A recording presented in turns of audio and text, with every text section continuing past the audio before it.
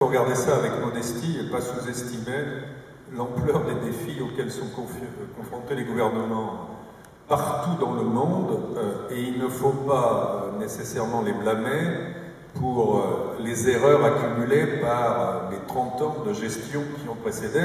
Quand on regarde le cas de notre pays, le déficit budgétaire, ça n'est pas quelque chose qui s'est produit dans les 2 ou 3 dernières années. La France est le seul pays de l'OCDE qui n'ait pas présenté un seul budget à l'équilibre depuis 1980. Donc c'est une histoire de 30 ans. 36 ans. Pendant cette période-là, les gouvernements de droite comme de gauche se sont succédés. Donc je crois qu'il faut regarder tout ça avec modestie, mais avec lucidité et courage, parce que ce ne sera pas facile. Le point numéro 1, je pense, c'est celui de la réduction de la dépense publique. Le pays a un point mort trop élevé. Le pays ne peut plus, à la différence d'un certain nombre d'économies qui nous entourent et dans lesquelles les taux de prélèvement sont faibles, nous ne pouvons plus augmenter nos impôts sans ralentir notre croissance, c'est-à-dire ajouter encore à notre douleur. La seule voie de sortie, c'est la réduction des dépenses publiques.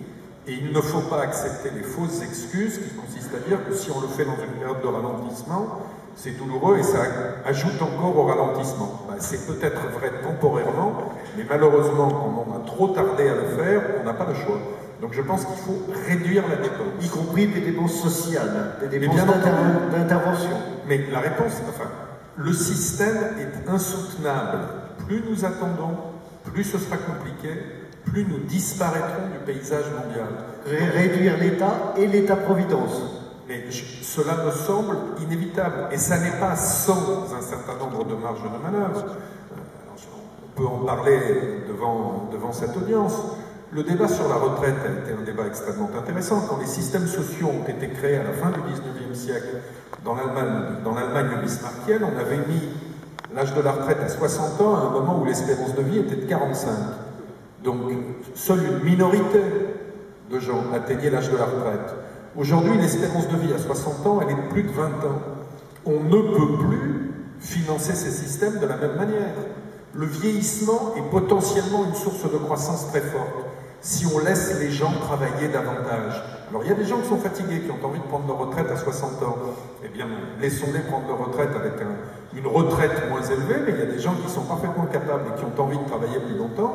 Laissons-les travailler plus longtemps. C'est une source de création de richesse. Contrairement à ce qu'on croit, dans ce pays où on a trop souvent un raisonnement malthusien, les vieux ne prennent pas les postes de travail des jeunes. Des gens un peu plus âgés qui travaillent un peu plus, c'est plus d'expérience, c'est plus de production de richesse, c'est plus de revenus, c'est plus de demandes, et à la fin c'est plus de croissance, et plus de croissance, c'est plus de travail pour les jeunes. Donc il faut savoir l'expliquer, il faut déverrouiller la société sur un certain nombre de sujets, il faut réduire la dépense publique, et si on veut améliorer rapidement la productivité de notre économie, moi je suis un partisan fort d'un transfert des charges sociales sur la TVA. Pourquoi? Parce que aujourd'hui, nos coûts de production sont trop élevés. Sont trop élevés parce qu'une trop grande partie des prestations que nous finançons repose sur le travail et seulement sur le travail. Ça ne me choquerait pas que cela repose sur la consommation, surtout que nous sommes dans une situation dans laquelle nous avons une balance commerciale dont le déficit ne cesse de s'accroître, et qu'augmenter la TVA, après tout, oui, ça pèse sur la consommation, mais c'est une façon de faire payer les importations. Et je préfère faire payer les gens qui fabriquent des biens à l'étranger et qui nous les envoient, plutôt que d'augmenter encore les charges sociales sur les ouvriers de Vallourec, de Lafarge, ou les collaborateurs d'AXA. Ça me semble du gros bon sens. Alors ensuite, il faut l'expliquer en essayant d'éviter l'idéologie trop simple. Voilà, sur ces quelques mots de conclusion,